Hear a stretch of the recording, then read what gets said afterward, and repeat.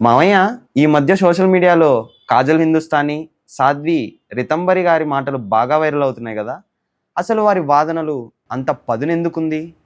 అవును బాబు, వాళ్ళు చెబుతున్నది ఒక చేదు నిజం. హిందూ సమాజం ముక్కలుగా విడిపోవడం వల్లే మనం చరిత్రలో ఎన్నో దెబ్బలు తిన్నాం. ఇప్పుడు ఆ విడిపోయిన హిందువులందరినీ ఒకే తాటిపైకి తీసుకురావాలన్నదే వారి ప్రధాన ఉద్దేశం. అంటే హిందువులలో కులాలు, ప్రాంతాలు ఉన్నా కూడా అందరూ ఒకటిగా ఉండాలని వారు కోరుకుంటున్నారా? సరిగ్గా చెప్పావు. మనం ఇంటి లోపల ఏ కులానికైనా చెంది ఉండవచ్చు, కానీ బయట సమాజంలోకి వచ్చినప్పుడు మనం కేవలం హిందువులమని మాత్రమే గుర్తుంచుకోవాలి. మనం చీలిపోతే అది ఇతరులకు బలమవుతుంది. మరి యూనిఫామ్ సివిల్ కోడ్ గురించి కూడా చర్చ జరుగుతుంది కదా, అది ఎందుకు ముఖ్యం? దేశం మొత్తం ఒకే చట్టం కింద ఉండాలి. ఒకరికి ఒక చట్టం, మరొకరికి మరో చట్టం ఉండటం వల్ల విభజన పెరుగుతుంది.